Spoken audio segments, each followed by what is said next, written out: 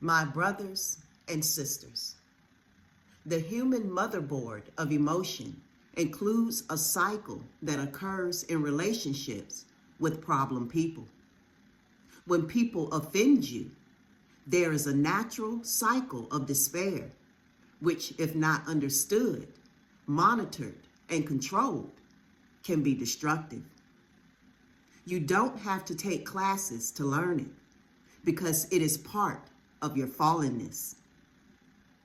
Now, the unregenerate have no checks and balances to govern this propensity, and even if you are enduring, you remain liable to drop into this cycle at any time. David identifies the components, which are: fret not thyself because of evildoers, neither be thou envious against the workers of iniquity. Cease from anger and forsake wrath.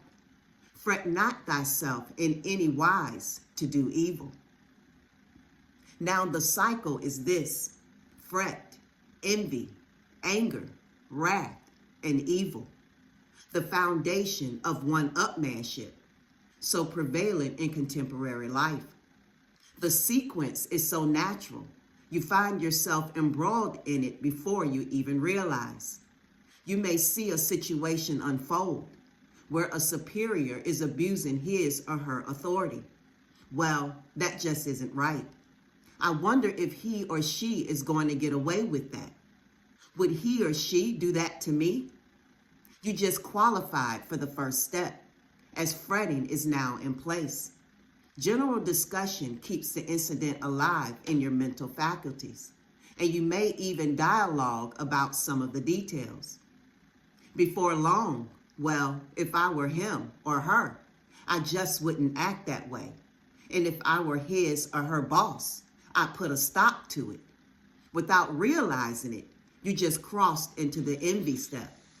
Your envy fades into anger as you ponder the issues and consider potential developments. Well, this whole thing is wrong and needs to be stopped. Your blood pressure escalates in concert with your anger as you continue to process the information you have. Before long, you begin to fabricate plans to end what you perceive to be a bad situation. Without realizing it, you just moved into the fourth realm, wrath. While the situation may be bad and even dangerous, you often omit prayer. You make the decision to sin long before opportunity presents itself. And without prayer, the probability you will sin is high. Continuing to meditate on possible offensive moves, something happens that spurs you to action, and evil erupts like a volcano. Congratulations, what an accomplishment. David also documented the divine prescription to break this cycle. Rest in Yahuwah and wait patiently for him. Fret not yourself because of him who prospers in his way, because of the man who brings wicked devices to pass. I hasten to point out that resting in Yahuwah is not inactivity, but action must be taken in careful obedience to Yahuwah's word, aligning your priorities with Yahuwah's will. The one component in the cycle most necessary to understand is anger. You were made in the image of Elohim. The contemporary view of Elohim is love, but anger is a part of him. But his anger is always exercised in the context of divine love. Anger is an onboard alarm system to injustice. If something inside you does not set off an alarm at the corporate scandal, there is something wrong. The fact that corporate executives swindled innocent people who devoted years of faithful service to an organization in good faith, that money was being invested on their behalf to help them in the autumn years of life, and got away with minimal chastening, ought to make you mad. Anger releases adrenaline, which moves you to action. But the Apostle Shaul gives this warning. Be ye angry and sin not. Let not the sun go down upon your wrath.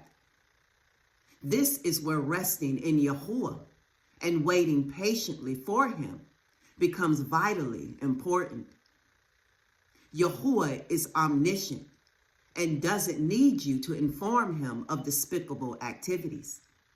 You are instructed, however, to let us therefore come boldly unto the throne of grace, that we may obtain mercy and find grace to help in time of need.